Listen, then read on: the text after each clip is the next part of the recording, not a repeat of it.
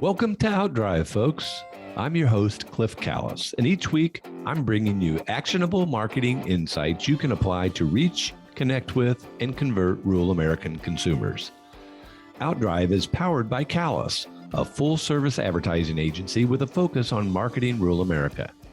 Callis offers a wide range of integrated marketing services, including website development, search engine marketing, social media, video, and digital. We develop strategic and creative campaigns to build your brand and your business, and you can learn more about us at ecallis.com. Now join me in the front seat as we head out on the road to success. Let's go. Hey folks, welcome to Outdrive. We've got another great story to share with you today about life and work in rural America. You know, there are an incredible number of opportunities out here in the country, and many times people are surprised to learn about them. For a young person growing up in rural America, their exposure to the diversity of careers is somewhat limited by what they've experienced in their lives. Certainly, the internet makes the world smaller, but most young people probably know what their parents and siblings do, and they may even know what their friends' families do. But beyond that, they may not know about all the cool jobs, companies, and careers representing just about every industry. But there are ways that kids are learning. A few weeks ago, we had Michael Wright on our podcast. Michael is in the process of developing an innovative new program for high school students in our hometown called Queen City Caps that exposes kids to a variety of career paths and jobs. Another way they learn is through our guest today. Linda Harris is a graphic design instructor for the CTC, Career Technology Center at State Fair Community College.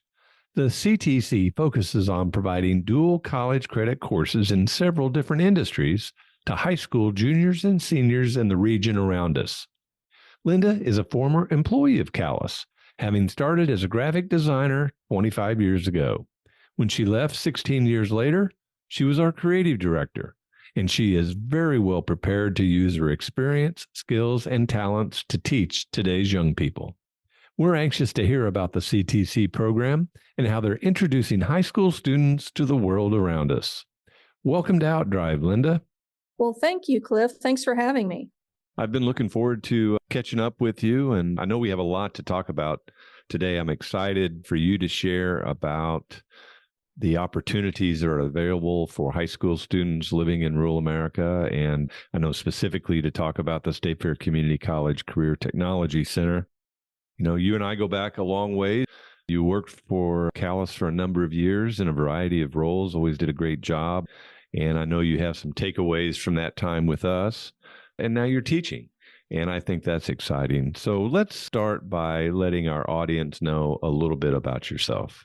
Oh, well, I grew up on a farm north of Lamont, and my parents were Earl and Mary Miller. So I'm from the area. I'm a local girl. I went to the Lamont High School there, got one sister, Carol, and I just really enjoyed growing up on the farm. I couldn't think of a better way to start off my life. After going to high school there, I went to what was Central Missouri State University, which is now, of course, UCM. Originally, I went there. I was going to become an art teacher, but then quickly learned that there's something called commercial art, and then I changed my major to commercial art. So in 1991, I got my Bachelor of Fine Arts degree in commercial art and have been a graphic designer or in the design profession ever since. So, you know, I agree with you. There's nothing like growing up on a farm. I think for those kids who are fortunate enough to do that, it is hard work, but it is an experience that stays with you your entire life. And so I know today you live out in the country. You've lived in rural America your whole life. Why? You know, like you said, growing up on the farm, I just have so many fond memories of that. And I just feel like the people in rural America are genuine, and just the values that my parents instilled in me. My husband, Sean, and I want to instill those values in our son, Ben, who's a 7th grader at Lamont this year. There's nothing like being able to go out and play in a creek when I was a little girl, or I go fishing, just grab the fishing pole and go to one of our ponds and go fishing. Those are just fun memories, and I wanted to give that kind of life to our son, Ben. And I value the people I've met over the years in this region, and I have grown to love this community. And I just wanted to build our life here. Yeah, it's a pretty good lifestyle, isn't it? It sure is. So you joined Callis as a graphic designer, as I recall, I guess a little while after we had gotten into desktop publishing. So we were fully computerized at the time and had even started using dual platform PC and then Mac for design, which we continue to utilize dual platform today. When did you first notice an interest in art and graphics? I mean, going back, I'm sure before that, but when did you first realize, hey, I kind of like this art thing? Well, like I said, growing up, I went to Lamont High School. It was a small school, so I had the opportunity to be involved in a lot of things. So whether it was sports or music and band, just trying lots of different things. And I remember my senior year, it's like, oh, okay, it's time to figure out what I might want to do for a profession. And somebody had said, well, you need to think about what are you best at? And I'm like, well, ironically, I hadn't had a lot of art classes, but when I thought about my skill set, I thought, I think if I'm best in anything of the things that I've been doing, I'm probably best at art. And at the time, I really didn't know commercial art was a profession. I had seen, illustrations. I remember looking at the Missouri Conservation magazine, and there were some illustrations in there that I really enjoyed looking at as a child, and even the Audubon bird books. My mom had one with all the wonderful illustrations of the birds and things, and just my enjoyment of nature. Having grown up on the farm, I had a great appreciation for that. So I thought maybe I would be an art teacher because I knew, teaching was a profession and I could be perhaps an art teacher. So when I went to CMSU, that was the track I was on. And I met a friend of mine. It ended up being a roommate, Krista Jordan, now Krista Harlow. She was from Smithton, and she was majoring in commercial art. And so I was sort of introduced to that as being an opportunity. And I thought, no, I think that's what I'd like to do. And so I changed majors, and that's sort of how that evolved. And I'm really fortunate that I've had a great career. I remember starting at Callis in 1999. It was May 19th, 1999, and worked for you over 16 years. And so many opportunities we saw so many changes over that amount of time and all the different projects that came through. It's just amazing. Looking back, it's like, wow, that's pretty impressive. All of the marketing projects and all of the people you've helped over the years build their companies and build their lives, basically. Well, thank you. I appreciate that. That's very flattering, and yeah, that is one of the things that I, looking back upon it, really enjoy the most is just watching people be successful and grow their businesses and build brands and sell companies and move on and enjoy a life of leisure after that. I want to go back to something you said when you were in high school that somebody said to you, well, what are you best at? I think that is tremendous career advice for somebody because, you do want to do something that you're good at, and if you're good at it, you probably enjoy it. And if you can make a career out of it, that's just awesome. So I think that was really good career advice. And, looking back when you joined the agency and then the years after that and really up till now, and it continues to just evolve, technology has revolutionized our industry, the marketing industry, the advertising industry, the graphic design profession. And it seems like that technology always came easy to you. Maybe it was a facade, Linda, but it always seemed like you got it. And, is that true? Has it always come easy to you? Well, luckily, it did come easy to me. And I don't mean that to sound braggadocious. It's just, when I went to what is now UCM, we didn't use computers because, if I started in 1987 through 1991, you can imagine technology was just, the desktop publishing explosion was just about to happen. And, we didn't have the internet. So all of my instructors, who were older, of course, had had a very traditional advertising background where everything was done by hand and letraset. And, we had the art side where you took your drawing classes and painting and ceramics, which I really love that I have that background. And then the advertising side where we learned advertising, for magazines and typography and those type of skills, but none of that was on the computer. I think I had one class and it was an elective, and it was maybe even a summer class doing a little bit of drawing on a Macintosh Classic, tiny black and white screen, some kind of paint software.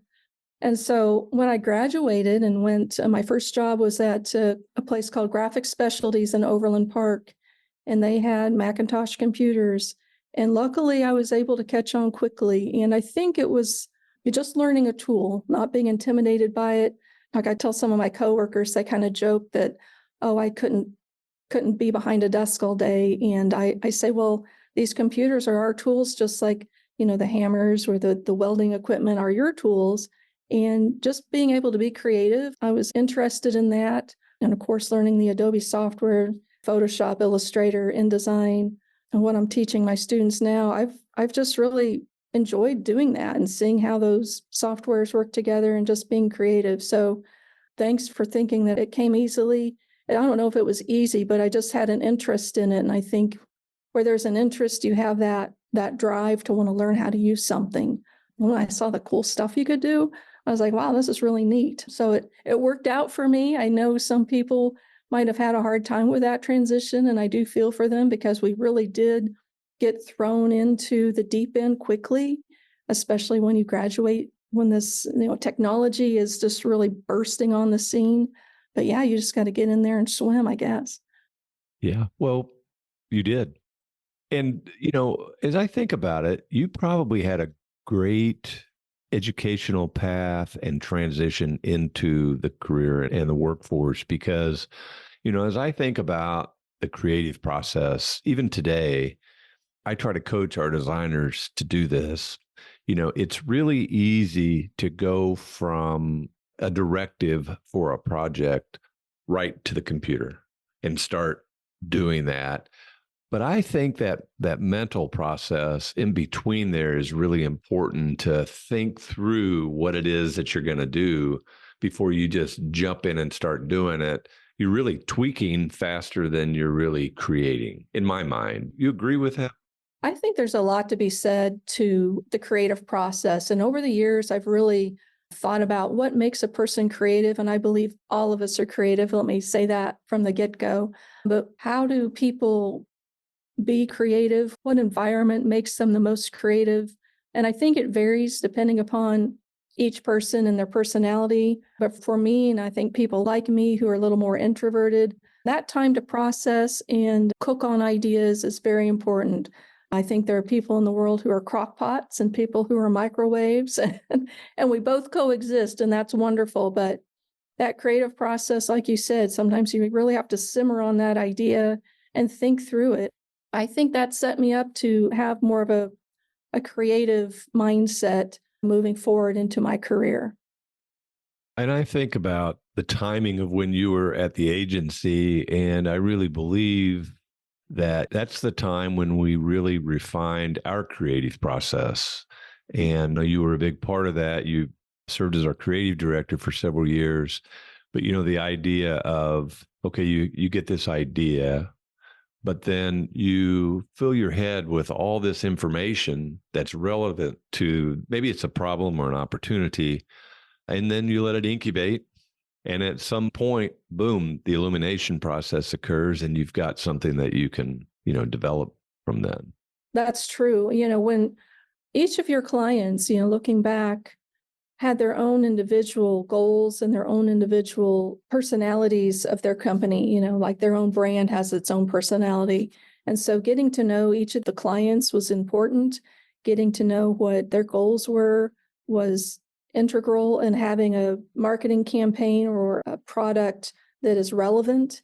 And I think as a creative person, one of the things that I really valued from that time was knowing that what I was doing was helping that company, which in turn helps all of these families from this community meet their goals.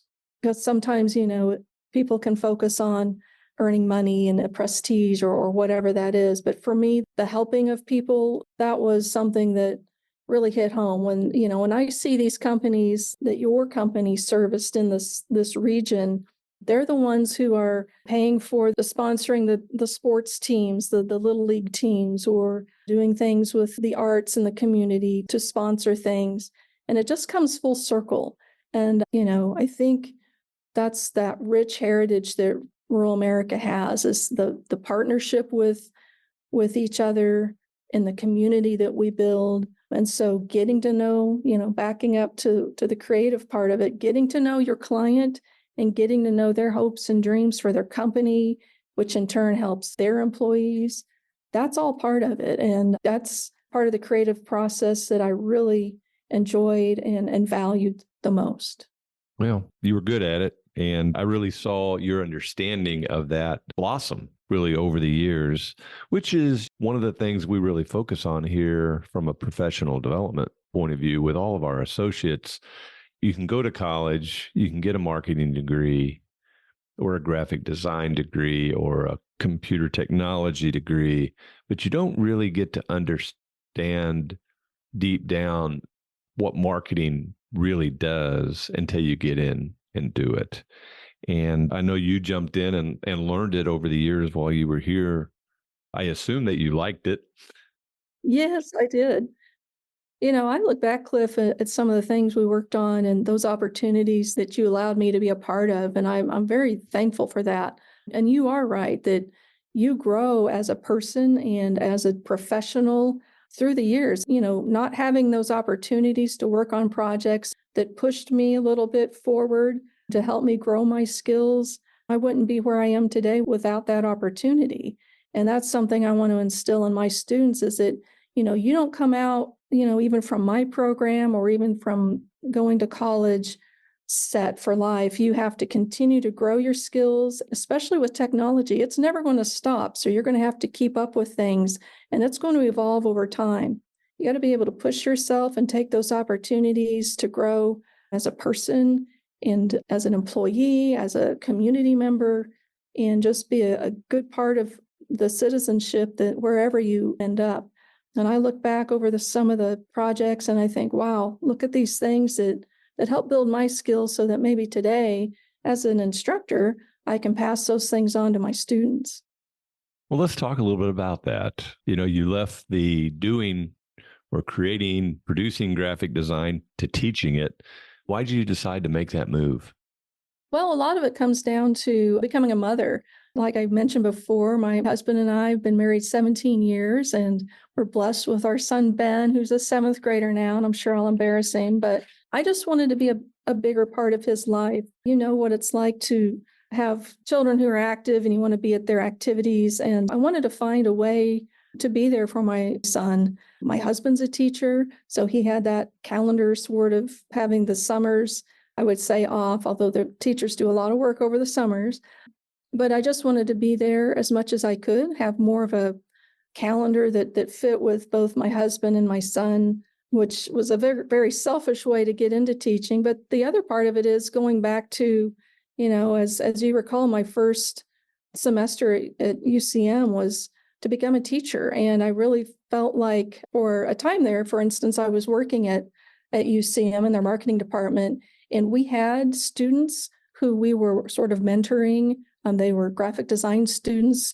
And during that time, I thought, I really am enjoying this opportunity to pass on what I know to help them build their career. And that was sort of the spark.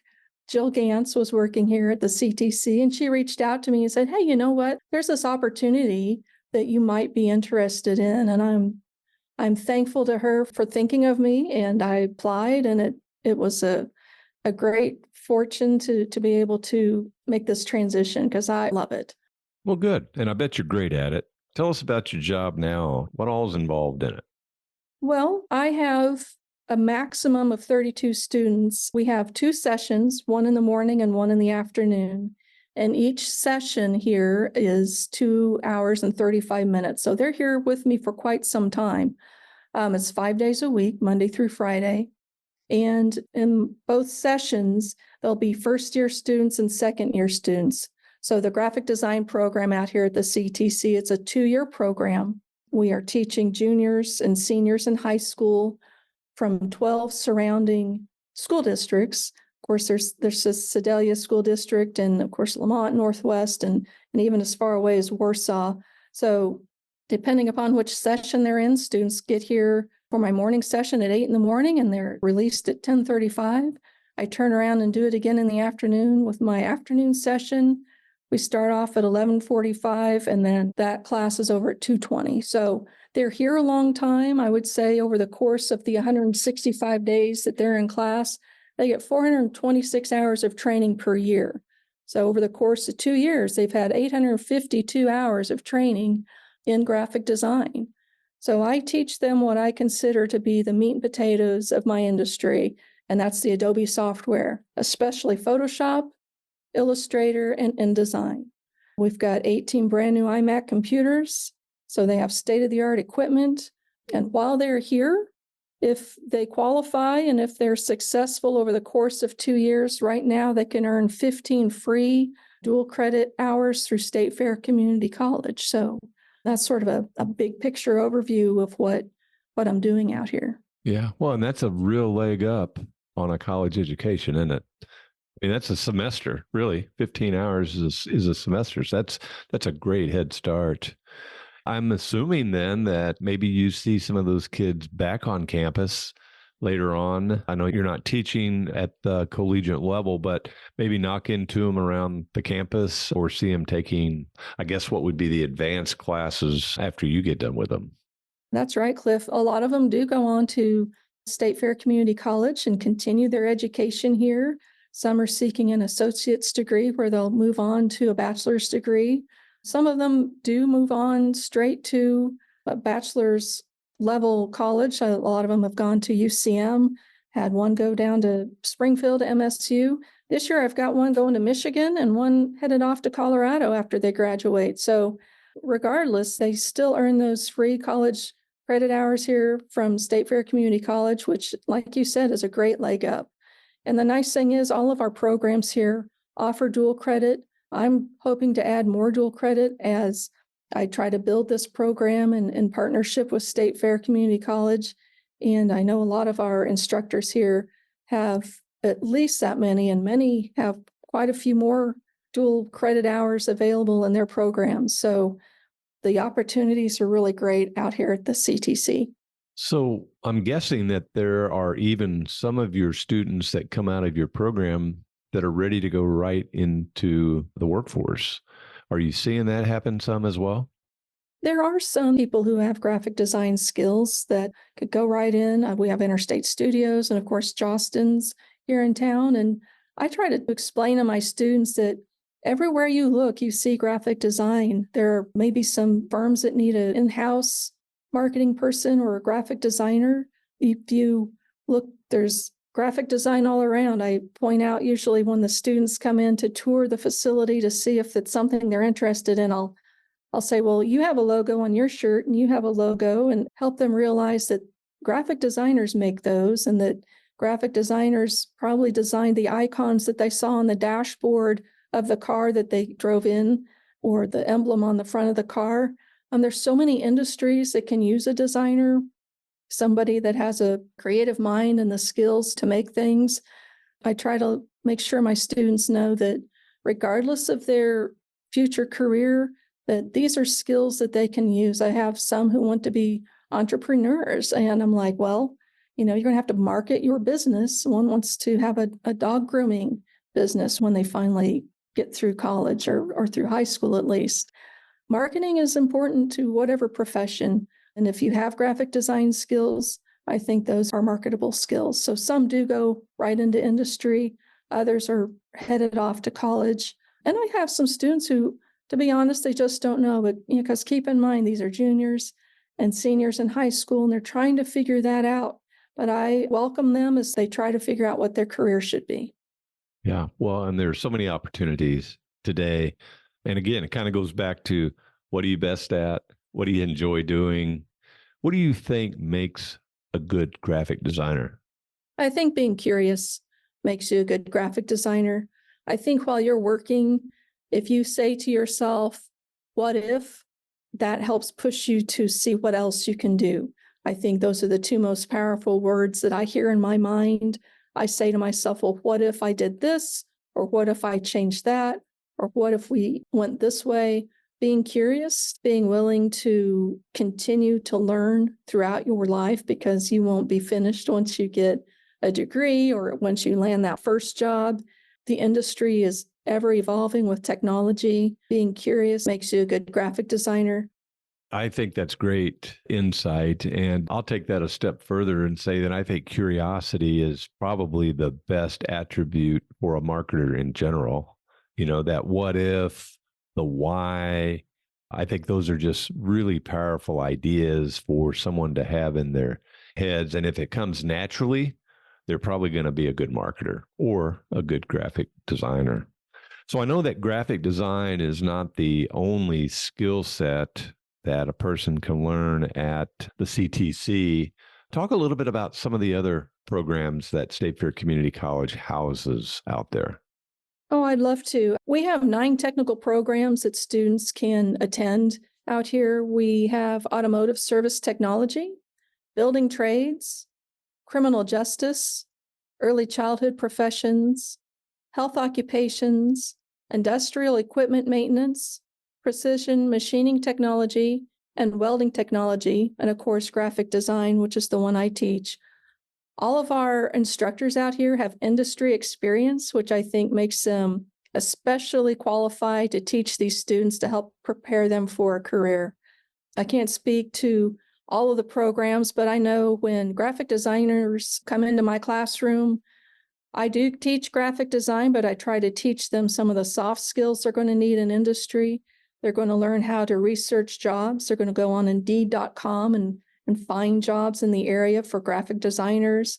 They're going to see what those qualifications are so that they can realize what skills they need. They're going to learn how to build a resume.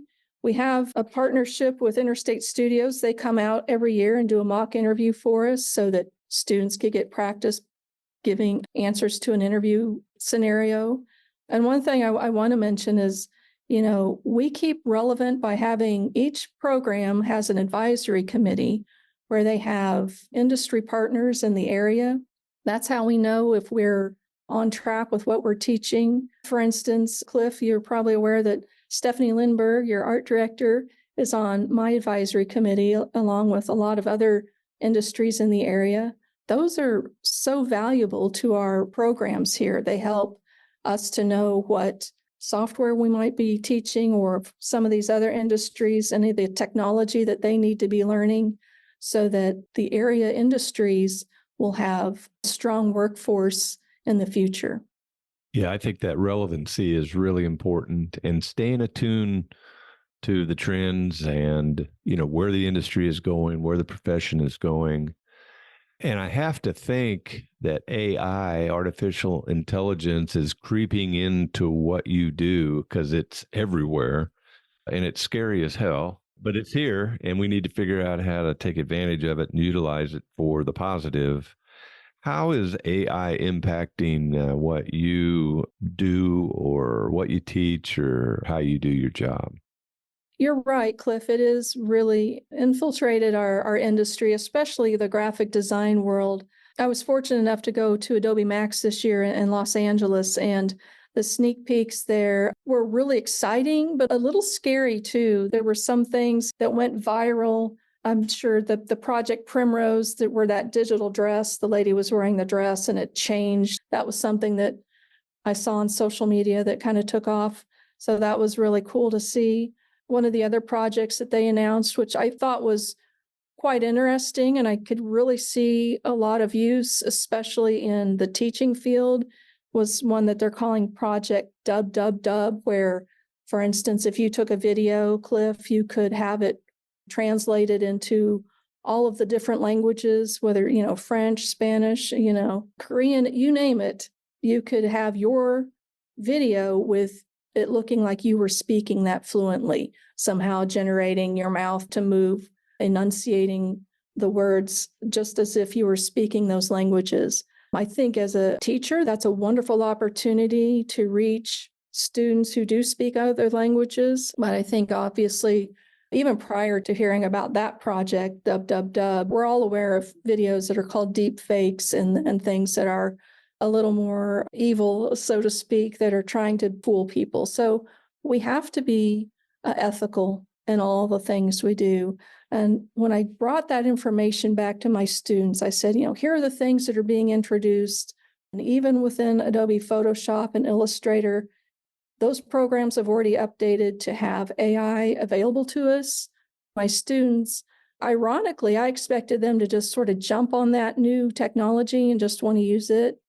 But the majority of them were very hesitant and they didn't like the idea of our industry just automatically creating things. They want that hands-on satisfaction of being creative. And I think that's what makes graphic designers enjoy what they do, is that process of creation. So what I've told them is that, they're the future graphic designers and they're going to set the tone for how AI is used. How will they use it ethically in our industry is really going to be up to them. And I think that's the key with any new technology that comes along. Well, it's gratifying to hear that the students are a little, not necessarily averse to it, but they want to create it themselves because and I know, based on what we've seen and been exposed to with AI, that it can do about anything. That's right. And, what we're finding is that it can do about anything, but it may or may not be right. It may or may not be true to the tone, true to the value of a brand, true to a message, but it is a great tool for enhancing what you do. And maybe, bottom line is doing repetitive things faster. Right. But, it just keeps getting, I'll say better. It just keeps getting better and better and more applications, new case studies, new softwares, new apps. And, I don't think any of us know where it's going to end up or how it's going to end up. And we're towards the further end of our careers versus just getting into it. But I hope that the people aspect never goes away and that the need for an individual, a human and a human mind to be involved in the process, especially the creative process, never goes away. Because I think, that's what gives it the opportunity to be personalized. And, that human element is just so important. I agree. And I think, tying back to your reach with the rural marketing industry, I think rural marketers really value that, going back to the ethics of using these tools and the character that we are raised to value. I think those are the things that are going to be those guardrails that we need moving forward. Looking at our upbringing, is it the right thing to do? I can't teach that to my students. That has to come from what they're taught from their families, but I can at least maybe show them that, hey, you're going to have to make these decisions in your career, whether you become a graphic designer or whatever field you end up going into. It's going to be up to you to make those decisions, whether you're going to be a good citizen of this world and a good employee, and what are your values and how are you going to instill that into the future generation? Yeah, I agree. And the authenticity is just so important. And, That's right. we do share that out here in rural America. Unfortunately, I don't believe that the whole world feels that way. So it will be interesting to see, what impact we can have. And, you brought up rural America. You have lived in rural America your whole life, continue to today. When I say those words, what kind of thoughts and images come to your mind? Well, when I think of rural America, I think of genuine people. I've grown up here. I talked about my upbringing. I can't speak enough to my parents or how I was raised. I value what time and energy they put into me and just the community I grew up in. When I think of rural America, I think of my neighbors. I think of my church family. I think of the people around me and just, what makes living worthwhile, being a good citizen, being a good person, helping your neighbor, and just doing the right thing. And, this opportunity I have here at the CTC is to pour into my students. One of my favorite things is to see their creativity. And, I look out every day and I see these students working hard and learning And I know we've got a bright future here in rural America. These students are bright, they're creative, and they're excited to learn. And I think that's what I think about is that we've got a good future ahead of us. I agree with that. And thanks to you for sharing your experience and insight and talents with those kids. As we wrap up today, I've really enjoyed visiting with you and hearing what's going on with the CTC. What else would you like to share with our audience today that you think they might find interesting or maybe even inspiring? Well, I just want our audience to hear that, that the CTC is out here. If you have students who aren't sure what their career path is going to be, or even if they know they like to do something hands-on, I would encourage you to investigate what we offer here. We are excited to have students come here and learn, whether it's my program, graphic design, or the 9 other programs out here. We all love teaching the future generation of workers. I think what I want your audience to know is that, encourage your students, help them to see what's out there, what the possibilities are, and help them find their passion. And that's what's going to grow our community and help us to thrive and build a future generation. That's a great pitch, Linda. I appreciate you doing that. Thanks for being No with us problem. today. Thank you, Cliff, for having me. I really appreciate this opportunity. Yeah, I enjoyed it. Folks, thanks for listening to Outdrive. I hope you've enjoyed our visit today with Linda Harris, graphic design instructor at the Career Technology Center at State Fair Community College. Come back again next week, and I'll take you down the roads of rural America where it's heaven on earth. Thanks for taking a ride with us on Outdrive. This episode is complete, so head on over to eCallis.com for more insight you can apply to help drive your business growth. And be sure to sign up for our free monthly e-letter, Outthink, for even more helpful content about marketing to rural America. Have a great day and keep on driving.